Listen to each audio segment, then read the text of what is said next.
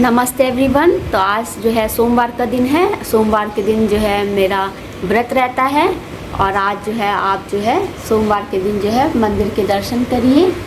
और आपको पता ही है कि गुप्त नवरात्रि भी चल रही है और लेकिन मैं जो है शारदीय नवरात्रि और चैत्र नवरात्रि ही मनाती हूँ। लेकिन मैं प्रतिदिन ही जो है दुर्गा जी की पूजा करती हूँ, आरती करती हूँ और उनको दिया जलाती हूँ।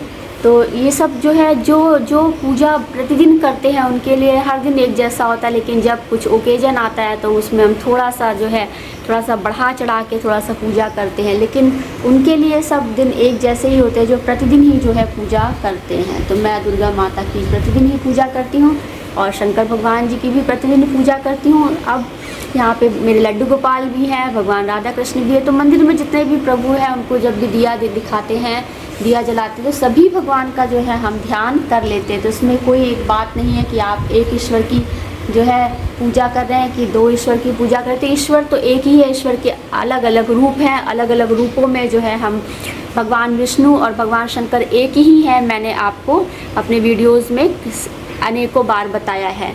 सावन आने वाले हैं, लेकिन सावन आने के पहले ही जो है मैं आज आपसे बात करना चाह रही हूँ कि सावन आएंगे जिससे कि सभी लोग मेरे इस वीडियो को देखें और भगवान शंकर की पूजा करें। तो भगवान शंकर की पूजा करना जो है बहुत ही आसान है और भगवान शंकर जो है आपकी छोटी सी पूजा से जहाँ पे भाव होता देख के प्रसन्न हो जाते हैं। तो भगवान शंकर की पूजा करिए और उनको जलाभिषेक करिए। आप उनको दूध चढ़ाइए, दही चढ़ाइए, भस्म चढ़ाइए और उनको जो है बेलपत्र चढ़ाइए। अलग अलग पुष्पों से जो है उनका श्रृंगार करिए। तो ये सब जो है प्रतिदिन करने से क्या होता है, भगवान प्रसन्न होते हैं। भगवान प्रसन्न होते हैं तो क्या होता है, हमें मोक्ष की प्राप्ति होती है। भगवान हमें जो है मृत्यु और जन्म के बंधन से मुक्त कर देते हैं और जो मृत्यु के बाद आपका क्या होगा ये भगवान निर्धारित करते हैं और आपके कर्म निर्धारित करते हैं। आपके कर्मानुसार ही जो है आपको भक्ति मिलेगी। तो आज मैं एक विशेष बात जो है यहाँ पर आपको कहना चाहती हूँ कि कोई भी पापी व्यक्ति है, साल भर भी पाप कर रहा है, लेकिन यदि उसने अचानक से या अकस्मात ही जो है उसने भगवान शंकर की पूजा कर ली, उनका जलाभिषेक कर दिया, उनको बेलपत्र चढ़ा दिया, तो भगवान उसके पापों को भी हर लेते हैं।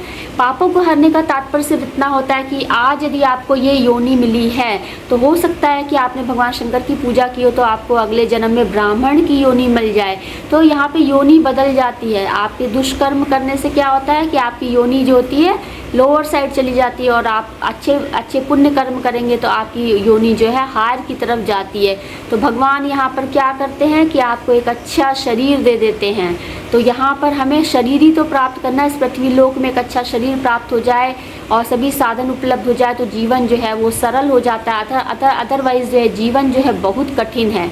जीवन जो है इतना कठिन है कि आपको हम इसकी कल्पना नहीं कर सकते।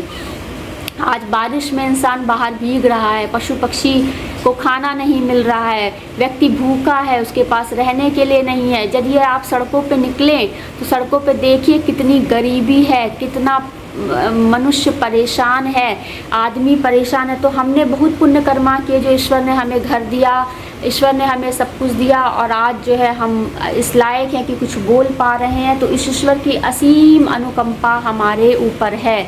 उस ईश्वर की असीम अनुकंपा का धन्यवाद करते हुए आज मैं आपको ये बताना चाहती हूँ कि प्रभु का पूजा करिए। श्री गणेश, कार्तिकेय जी, पार्वती जी और शंकर भगवान जी की पूजा करिए।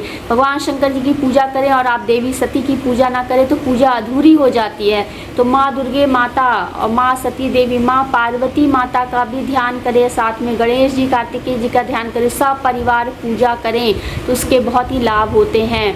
तो यहाँ पर स्कंद पुराण में जो है अनेकों बार ये बताया गया है कि कोई भी व्यक्ति यदि उसने पाप भी किया है, लेकिन यदि वो एक दिन भी यदि प्रभु को जल चढ़ा दे और तो प्रभु उसके पापों को हर लेते हैं। किसी न किसी प्रकार से उसका विधि, जैसे कहते हैं ना, उसका सोल्यूशन ढूंढ देते हैं भगवान। तो उसका सोल्यूशन ढूंढ, यदि आपसे कुछ गलत कर्म भी हुए हैं तो प्रभु जो है उसका समाधान ढूंढ निकालेंगे, किसी तरह से आपको उस पाप से मुक्त कर देंगे।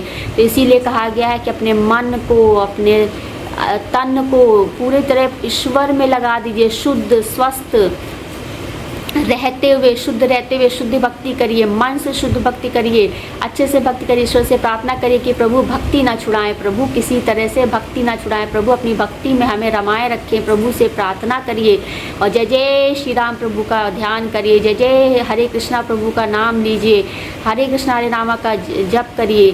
तो यहाँ पर क्या है, सभी भगवान एक ही हैं, हम उस परमपिता परमेश्वर की ही पूजा करें, लेकिन उनके अलग अलग रूप हैं। तो अब सावन आने वाले हैं, तो आप सभी जो है सावन में पूजा करिए और भगवान से अपने पाप कर्मों के लिए क्षमा मांगिए कि अनजाने में यदि कुछ भी अन्न विघ्न होते हुए हमसे कुछ गलती हो गई तो ईश्वर हमें क्षमा करें।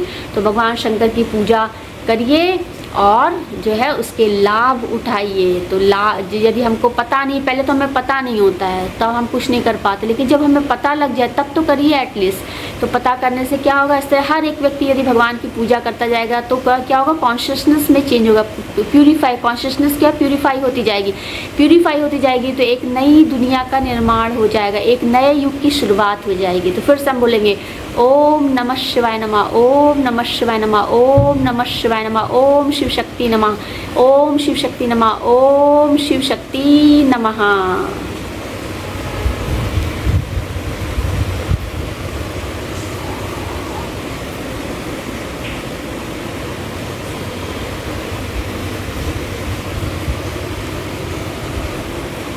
थैंक यू एवरीवन, नमस्ते एवरीवन।